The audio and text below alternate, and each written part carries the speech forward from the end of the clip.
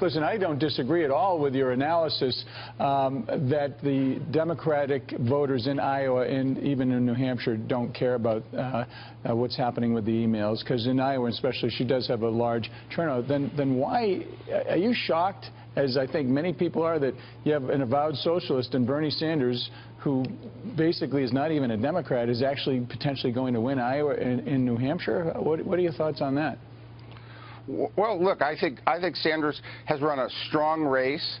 I think Iowa voters have typically been voters who go for an outsider candidate. I think as we come down to the end of the race here, I think she is looking like she has a slight edge.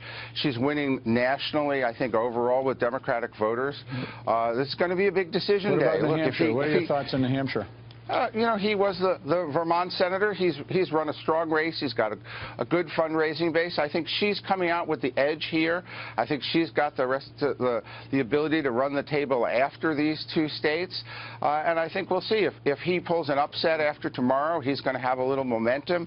If she comes through here, and I think last night's the Saturday night poll from the Des Moines Register, I think gives her a little bit of an edge, you know, going into the Iowa caucus today. Mark, hey, Mark, it's Dagan McDowell. In that email that Maria was referencing, the beginning of it was, "This could be the stupidest thing ever said by a president." And you even said, or even consider resigning in a response. But to that point, you have President Obama, who's at least warming up to Hillary Clinton in the comments that he made in that interview he did with Politico. Does that necessarily benefit her? Well, yes, I think right now in the primary, I think that Democratic voters are aligned with Hillary. They're aligned with Obama. You know, it's interesting. Democratic voters like Bernie Sanders. They like Hillary. They like Obama. They like the direction that the party's taken them. Republican voters, in contrast, are divided. They're uncertain about their party. They give a 13% rating to Congress. They don't like their leadership. They're backing an outsider.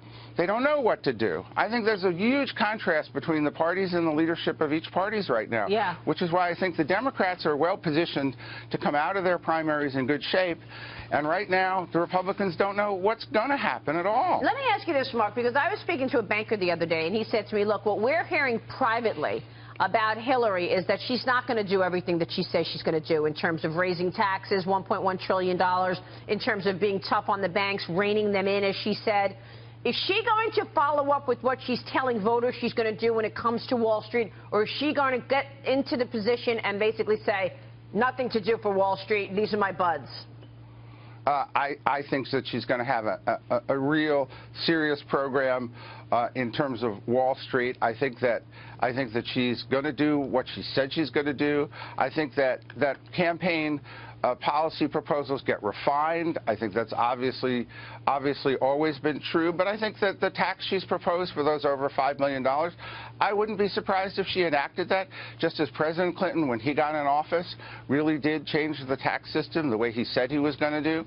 I wouldn't be surprised if you saw a lot of things come out of the campaign and go right into a first 100 days proposal. So, yeah, I would take these things seriously. All right. So you think then she is going to rein in Wall Street.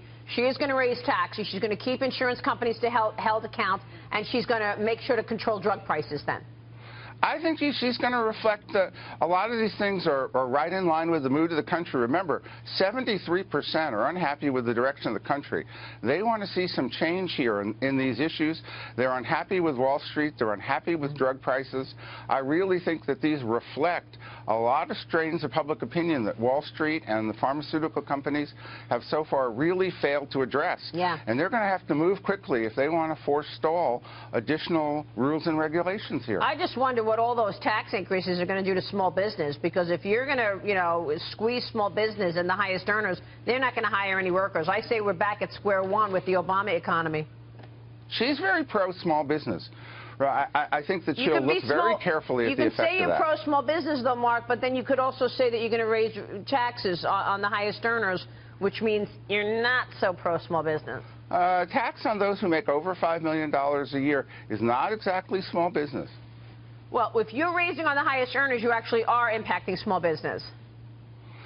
Well, again, the full effects will have to be seen. And I think wait till the campaign's over, if she's president, I think that she'll look for pro-growth, but I do think you're going to have to be realistic here. Revenue is going to have to be raised from a Democratic perspective. Absolutely. All right, Mark, thank you so much for weighing in. We appreciate it. Always good to see you, sir.